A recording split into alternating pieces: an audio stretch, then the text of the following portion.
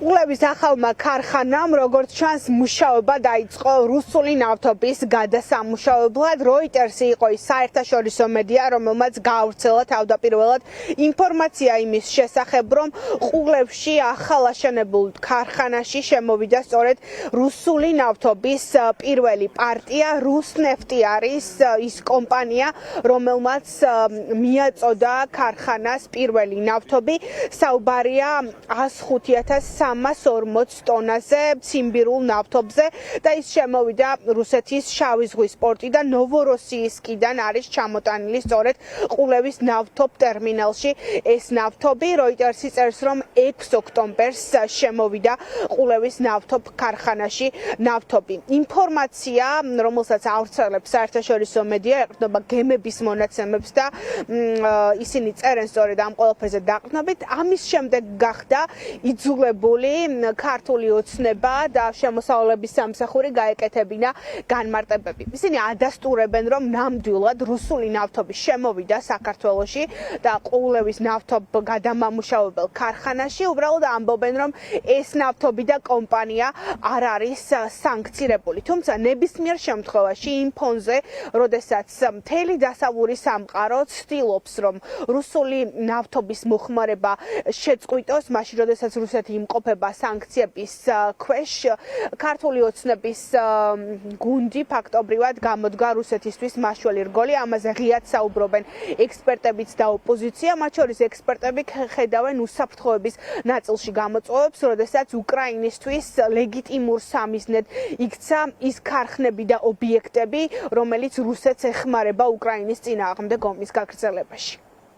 რუსული ნავთობის გადამუშავება ეხმარება კრემლს უკრაინის წინააღმდეგ ომის გაგრძელებაში და სწორედ ეს არგუმენტია მოყვანილი ბრიტანულ სანქციაში, როდესაც ორ დიდ ნავთობგადამუშავებელ კომპანიას ასანქცირებს ბრიტანეთი ამ მოტივით. შესაბამისად, ეს ყველაფერი კიდევ ერთხელ მიუთითებს იმაზე, რომ რუსულ ორბიტაზე მყარდება საქართველოს ყოფნა, კიდევ უფრო დიდ საფრთხეს უქმნის საქართველოს უსაფრთხოებას ერთის მხრივ სანქცირების კუთხით, იმიტომ რომ შესაძლებელია სანქციები ასევე ამ კომპანიას დაუწესდეს და მეორეს მხრივ მათ შორის საფრთხეს უქმნის მთლიანად არა მხოლოდ ენერგოსექტორს, არამედ საქართველოს ტერიტორიულ მთლიანობას და სუვერენიტეტს. ეგებია, რომ აქ არის ივანიშვილის მხრიდან მხარის არჩევის პროცესი და მისი განზომილებაა სწორედ ყულევის ამ ასე ვთქვათ ყულევისთვის ამ შეღავათების მიცემა. ეს არის მხოლოდ პატარა ნაწილი იმ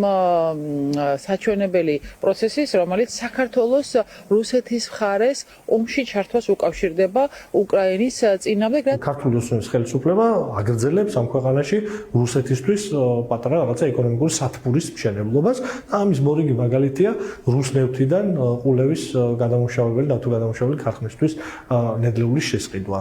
იმ მომენტში, როდესაც ეხა აღნიშნულ მომენტში ყველასთვის პრობლემა არის მთელ სამყაროში რუსული ნავთობის შესყიდვა, საქართველოში ამის პრობლემა არ უდგას ქართულ ოცნებასთან დაახლოებულ ბიზნესებს, ზოგადად ქართულ ოცნებას, რომ ჩვენ ვიყოთ გასაღების ბაზარი სანქცირებული რუსული პროდუქციისთვის.